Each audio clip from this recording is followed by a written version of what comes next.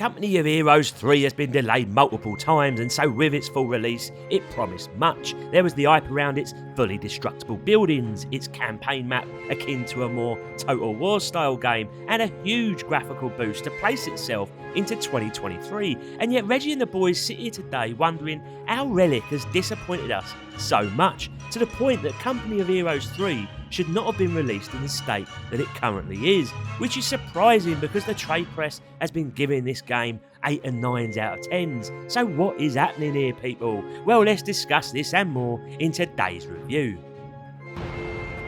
Upon loading up Company of Heroes 3, the game thrusts you straight into a training mission of sorts in how to manoeuvre your troops and what all the various operating bases do. For those familiar with Company of Heroes, it won't give you anything new here, but nonetheless it's a welcome start for those newbies. But also, immediately you start to see its problems. One of the most immediate and frustratingly obvious issues is the lack of zooming out. Company of Heroes has always offered vast, expansive battlefields where details matter, where understanding a particular route to an enemy location and deciding how to flank a tank gives you that tactical edge. But for the life of me, I could not work out why I was constantly up the arse of every soldier. It just means that you're forever using the arrow keys to zip around the map trying to discover who you have next. In this example, I commandeered this little artillery piece, but going back and forth, selecting the unit and finding my target became a bloody ball ache, to the point I almost couldn't be asked to use the unit.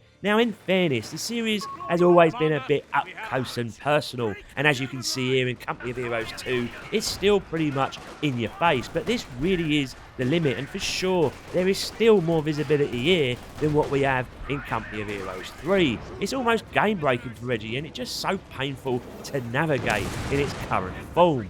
One of the great features of Company Heroes has always been the cover system, and here it comes back with aplomb, where inventory go into two forms of cover. As you select troops and position them around the map, the yellow dots show where they will go, but in turn they will receive moderate cover, usually in the form of destructible boxes or little trees, and then we have green dots to represent more solid cover, such as a thick stone wall. For the most part, this continues to work well, but we still have a situation where the soldiers don't always route correctly to those dots and they can be exposed. Also, there are some indestructible environments which I will chat on later, but to me they don't feel right when they can take a bloody shell. Now, the tragedy of World War II is such that movie directors and game developers alike have always tried to bring the chaos and brutality of war to our screens. We've all seen the opening of Spielberg's Saving Private Ryan, or indeed remember back to that opening beach landing scene in Call of Duty. It almost became a war game's trump set piece, a card that it played to demonstrate everything right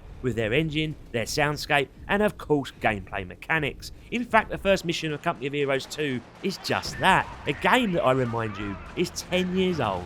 Here you see NPCs continue to stream through the map and die throughout the battlefield as your tanks get bombarded from above. Back in 2013, this felt chaotic as so the initial missions here on the beach landing is such a juxtaposition because you can see the damage around you, but alas, everything feels so empty. You can control maybe 5 groups to take the beachhead, but at times it feels like that is the whole landing force, and those little NPCs that do exist, they're pretty static. It doesn't feel chaotic, it doesn't feel brutal as it should, and basically symbolises that of a tuna melt sandwich. You almost forget this game is made in 2023, and looking at the two videos here, you would almost suggest they could be flipped in era.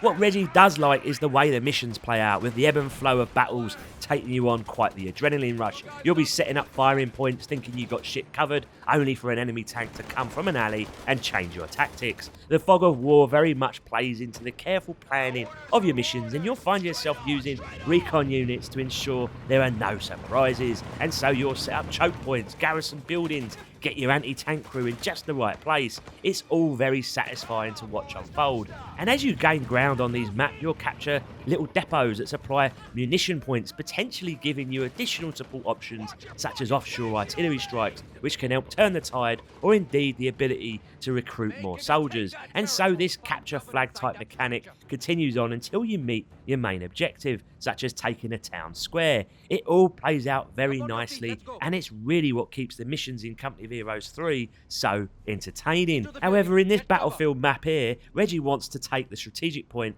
to create a pincer movement, but it was blocked off, as there was in essence the set piece for the next segment coming up. Now I understand why, but I guess it did leave me feeling a bit restricted and not being able to display my tactical prowess. So one of the major misses for Reggie is the big talking point, which is of course the campaign map. Now first and foremost, I'm not going to shit on Relic for doing something new here. In fact, I think as an idea, it can work superbly. Look no further than the Total War series to see how great a well-executed campaign map can be that then delves into smaller missions out on the battlefield. The problem then is its execution. Now I'm going to leave the graphical issues for later in the video, but the first frustrating element is the bloody commanders who keep arguing with each other. You have a twatty, stuck-up Brit and a gung-ho, reckless American always at each other's throats and telling you what to do, and the script is cringe-inducing. It never feels like a war game with tactical nuances, but instead a pantomime of two alpha males jerking you off with their grand ideas. And then they introduce a loyalty system, which again just doesn't land. Depending on whose strategy you select, you'll gain their favour, and so you'll get access to different types of their units. Why, of course, that's exactly how battles played out in World War I and World War II, where allies would withhold their inventory unless you sucked the dry of commanders. In addition to this, the map doesn't feel dynamic enough.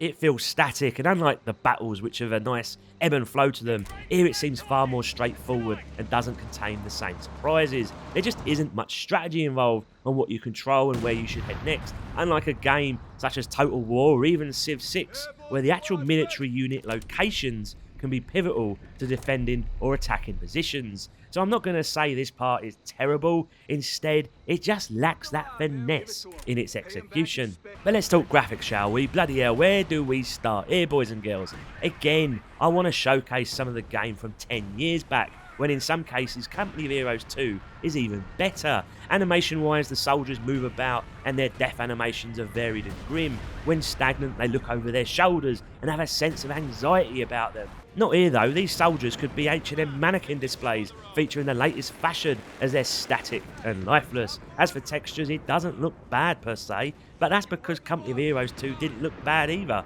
You're telling me there is a 10-year gap between them. The ground textures in particular look flat, lacking any kind of tessellation or parallax, and given you can zoom right in to see a gnat's arse, it looks pretty damning. And look at these water textures here, pulled straight from the art class of a kindergarten group. And of course, who could forget the hype train around these so-called destructible dynamic buildings, how we were led to believe that they would break away bit by bit, and how projectile direction counts for everything. No longer will you just see a standard cutout. Instead, what you'll see is the actual hole that would have been generated where it hit. And not only that, the plaster will have flaked off, and you'll see that brick behind. The brick might even be damaged, and you'll see maybe something else underneath that. Let's just say how it is, people. These are animations that play out dependent on the health of the building. If they are dynamic, they sure as hell don't look it to my eyes. I also hate how a concrete wall is indestructible to a shell of a tank, as seen here. For me, they should have worked far more on physics, where technically no area in the game is 100% safe, because that would have added so much to the dynamic battlefield.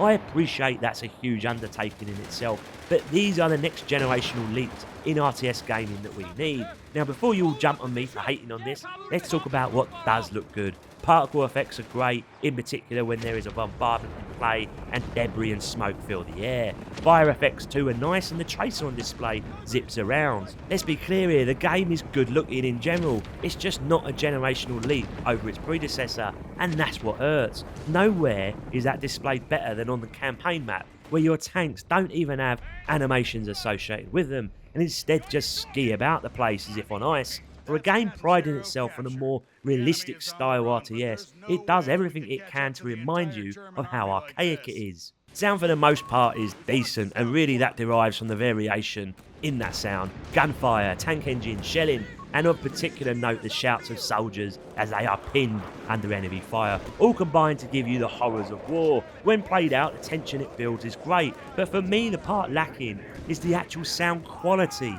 For example, it can at times feel a bit tinny in its execution. Shelling doesn't always have that same thumping, deafening sound like it does in previous games, and the snap and crackle of gunfire feels somewhat muted. So the concoction and variation exists, but it just lacks grunt.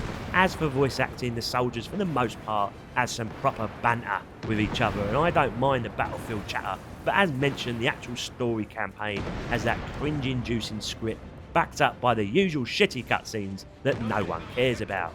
So watching this review, you'll probably sit there and think Reggie hates the game, that it's going to score super low. Well, perhaps to your surprise, it still gets a decent rating of 7 out of 10, but that would be a low 7 encroaching on 6. That's because at its heart, Company of Heroes 3 is still an entertaining game where military battles play with great aptitude. The issue though, and where all the criticisms come in, is that Relic have an incredible franchise here, and so our expectations should be so much higher. These are not games you see released yearly, and so we expect generational leaps in design and quality, and that is fundamentally where this game falls flat. The trade press have been banding about pretty high scores, but alas, they also get a lot of revenue from homepage takeovers. No doubt that the modding community here will of course fix this up, and indeed I hope for some decent patches too, because as it stands, Company of Heroes 3 is the most forgettable entry in the series. And until next time, my lovelies, Reggie out.